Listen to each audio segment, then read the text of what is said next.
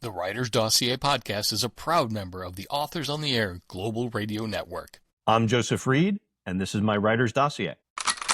No writers were harmed in the production of this podcast.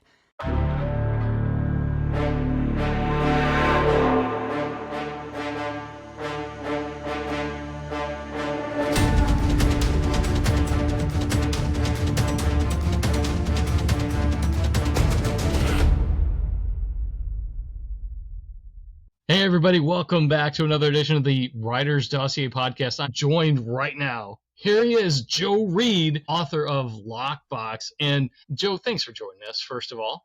Thanks for being here. Well, thanks so much for having me. This is great. Oh man, we've been trying to hook up for a long time. We finally linked up in Denver, and I'm so glad I got your dossier in. We've got some questions and answers. We want people to get to know you, but we kind of fly through these interviews here at the Writer's Dossier on the podcast. But for more information, definitely check out Joe's dossier at thewritersdossier.com, and he has a website. And off the top of my book, Joseph Reid Books. Yes, that's right. JosephReidBooks.com. That's where you want to go to find out all of the other stuff. But right now, we're going to have some fun and get right into it with some quick questions. Now, Joe's the author of Lockbox, and I had a starting question I was going to get you on right off the bat. I'm going to throw you a curveball here. Joe Reid. Yeah. The cover is fantastic. It's red. It's got a safe lock on it, but it says Parker Adams. Tell me a little bit about Parker Adams and what that's all about. Yeah, so Parker Adams is my pseudonym for this book. It was the publisher wanted to do something different with me. I published 3 books under my own name, Takeoff, False Horizon, and Departure. They're the Seth Walker series. He's sort of a macho air marshal guy who runs around and gets in gunfights and stuff like that. He solves crimes and thwarts bad guys on airplanes and airports. People here at the Writer's Dossier, by the way. Seth Walker, everybody. Yeah, he's awesome. But the Lockbox is a high-tech heist book, and it's got a female protagonist. Her name is Mana Locke, and she's safecracker to the stars in L.A. She's the person in L.A. If you need a safe opened with no questions asked, she's the one you go to. And so the book is set in the very early days of COVID, when no one really knew what was going on, and the freeways are empty, and everyone's running around in masks.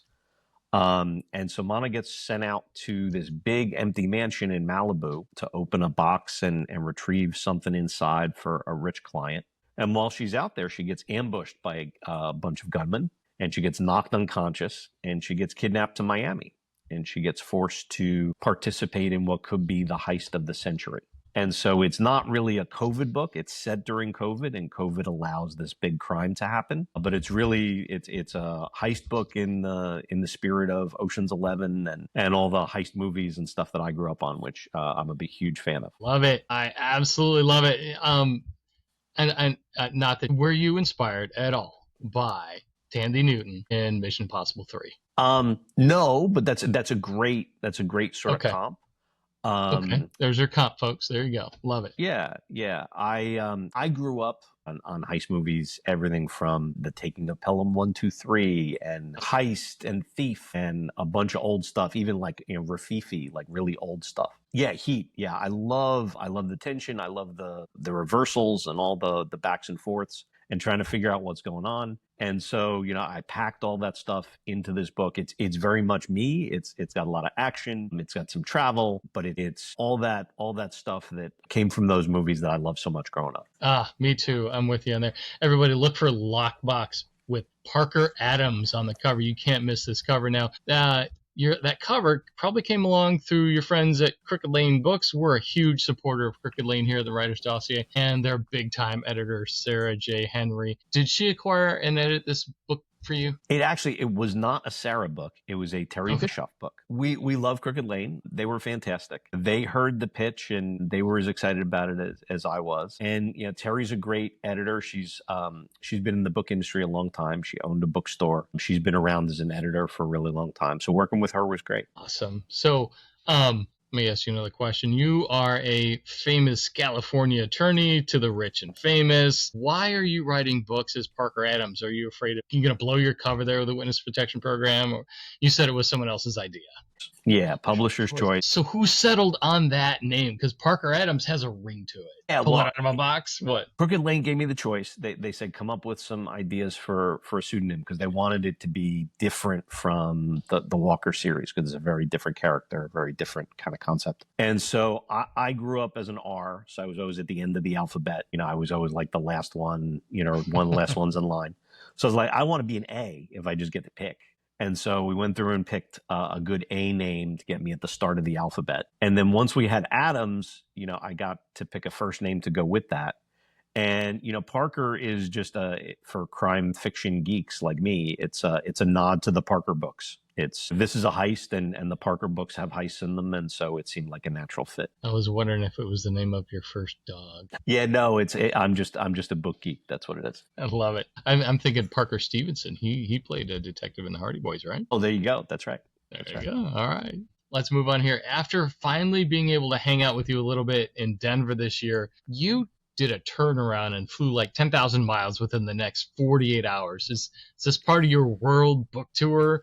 That wild legal scholar to the stars I mentioned, or you just need to get away from a hotel full of writers for a few days? Because that's kind of how I felt. No, it was definitely my day job, and I spent a ton of time on airplanes and in airports for work. And that's really why I wrote the Walker series set in airports and airplanes. It felt like the most comfortable place. But no, I love going to the conferences. It was great seeing you there, and the writers' conferences are a ton of fun for folks who haven't been yet. It's a great chance to meet folks that you admire so much and hear a bunch of writers talk about how they do things, and we all do it differently. And so it's a really great time. I'm really glad to hear you say that because I'm a big fan of the conferences too. In my previous job, I amassed hundreds of thousands of miles, and I don't think I bought a ticket for the last 3 years. Are you going to VoucherCon? I will. Yeah. No, I was sad when they canceled VoucherCon New Orleans a couple of years ago. So once they decided it was going to be New Orleans again, I was a must attendee. Awesome. So I think I'm going to burn the last of my free ticket miles on that one to Voucher. So I'm looking forward to seeing you there. Very nice. That'll very be nice. A lot of fun. Before you became a legal scholar and blessed off by the Notre Dame Law School, which is pretty impressive, now you're literally doing billion-dollar litigation cases and patent stuff and all that. You were a research marine biologist before that. I mean, you went to Duke, you went to UC Davis. Did your research into sharks lead you to law school? Because you figured you already knew enough about them to be able to survive the courtroom. How'd that happen? Exactly. No, that was the whole idea. Was I studied sharks and then became one. Yeah, it was really. I grew up wanting to be a scientist, and when I got to grad school, there weren't as many jobs doing the kinds of things that I wanted to do as I was hoping for. So it was one of those very mercenary, how am I going to feed my family kind of decisions. And I'd always joked with my wife that, you know, if it all went to heck, I'd go be a lawyer. And so it did, and I did. And so that was 25 years ago. And yeah, I've been doing patent law and high-tech litigation ever since. Now, do you have somebody else look at your book contracts when they come in, or you got that? My agent certainly gives it a first look, but yeah, I can't help the lawyer side of my brain looking at the contract stuff whenever it comes in. I love it. All right, that's it. Joe Reid, in addition to doing everything else that he's capable of doing, he can read your contract for you folks. All right, while you were an attorney, you turned to writing, and I quote, "In your spare time." do lawyers have spare time, or were you just tired of making money and just winning all the time? Yeah, it very much is in my spare time, although my spare time happens at 4 a.m. So I get up at 4 and I write from about 4 to 7 every day. And then at 7 o'clock or 7:30 in the morning, I turn into a lawyer. I take one of my kids to school and then I turn into a lawyer for the rest of the day. I grew up a big fan. I was the kind of person that, you know, when we went on vacation, you know, back before e-readers, I'd stuff, 8 books in my suitcase and take them with me on vacation, and just, read a book or two a day. And so yeah, I wrote a lot in science and I wrote a lot in law, and I thought I was a pretty good writer. But I looked at these books and these guys were like the Olympians of writing. Like And, who? Like who would go on vacation with you in your suitcase? the biggest one, the one that really inspired me to take a whack at it, was John Sanford. His first one, Rules of Prey, just knocked my socks off, and it had come recommended by somebody, and they were like, "Oh my God, you're going to read the first chapter and not be able to put it down," and they were right. And so you do something like that, and you're like, I wonder if I'm such a good writer, I wonder if I could write like that. And so, I came home and I had an idea, and I sat down and I started doing it. And about 13 or 14 years later, and 2 books in a drawer later, I finally got one published with Takeoff, and we went from there. I was going to ask, how many books did you have to write to figure out how to write a book? I mean, that's a common thing. Yeah. Yeah, no, the saying is everyone has 100,000 bad words of fiction in them. And I had 200,000 because I wrote 2 books. So yeah, it wasn't until my 3rd one that I actually got published. That's not bad. I talk to a lot of people who have more in the drawer. You write a lot as a lawyer, but it's a completely different kind of writing. I used to write tons of stuff for my job. I sat in my computer, but you sit down and write a novel, it's completely different. You got to get that whole cadence down and come up with good ideas and come up with cool pseudonym names. Good job on that. All right, so Lockbox, what's next? What do we got?